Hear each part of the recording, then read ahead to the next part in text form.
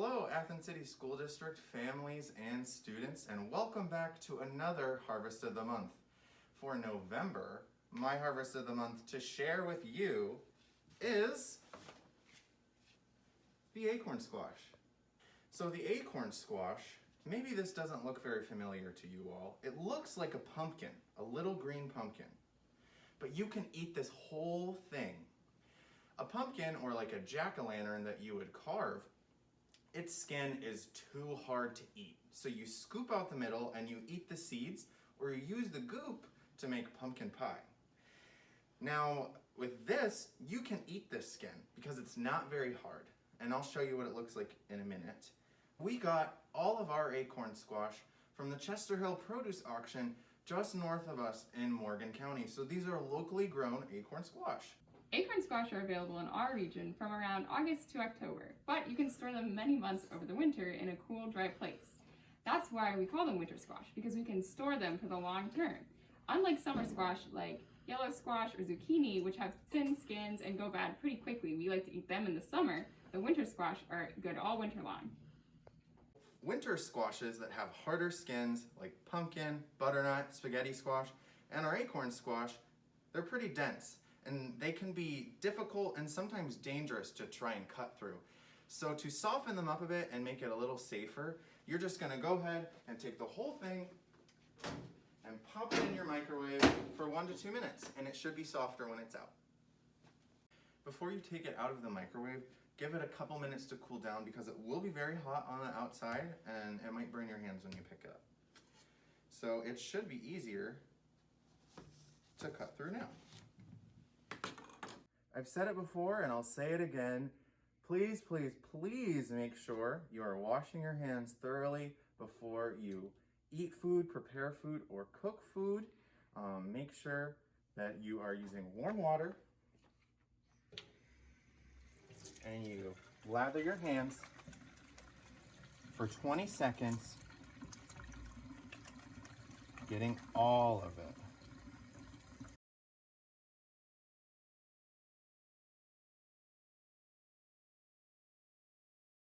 With our acorn squash, we're going to be showing you how to make a holiday acorn squash stuffing using an acorn squash, an onion, some carrots, and box stuffing mix. Easy as that.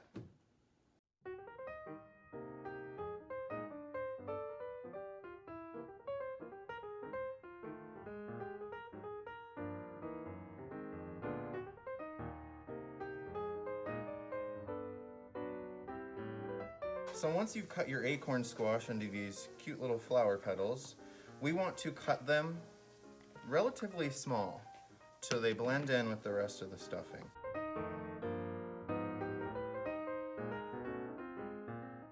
Set your stovetop to medium heat and pour in 1 to 2 tablespoons of olive oil into your pan.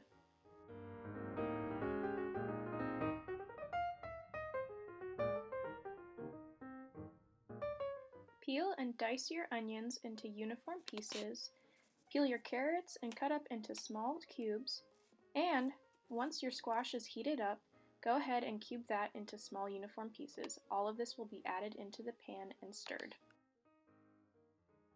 Simmer and stir your vegetables until golden brown for about 3 to 4 minutes.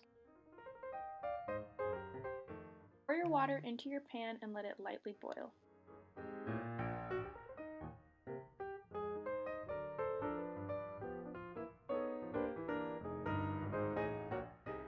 You want your vegetable mix to look something like this. Pour in your box stuffing mix and stir until combined. You may need to add an additional 1/4 cup of water into the mix afterwards if it's a little dry.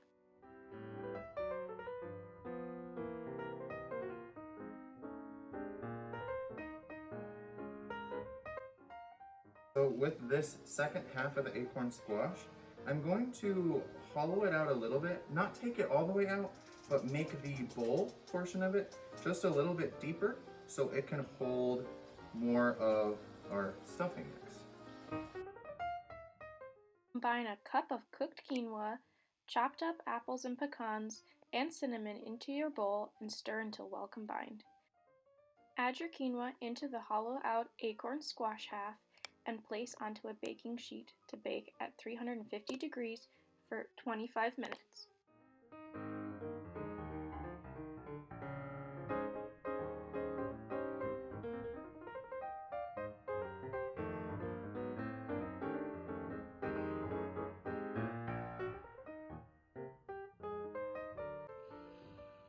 All right, thanks everybody. I hope you enjoyed and you try that recipe. The third Wednesday of this month, which is November 18th, at Old Chansey Elementary School, which is the current central office and preschool for Athens City, at 21 Burge Drive in Chansey, we'll be having our monthly food pantry starting at 4 o'clock, where we will be giving out our regular pantry items, turkeys, and the ingredients to make our acorn squash stuffing. And an important note for our food pantry and Harvest of the Month distribution: you must enter off of Hubby Bobo by the football fields. I know the address of the school is on Burge Drive, but please do not enter on that way. We'll have a lot of people and we want to keep a one-way flow of traffic. So when you do come to see us, enter on Hubby Bobo and leave off Burge Drive that connects to Route 13. And remember, if you do decide to help your family cook at the end of this month, don't forget to help them with the dishes. Hope to see you there.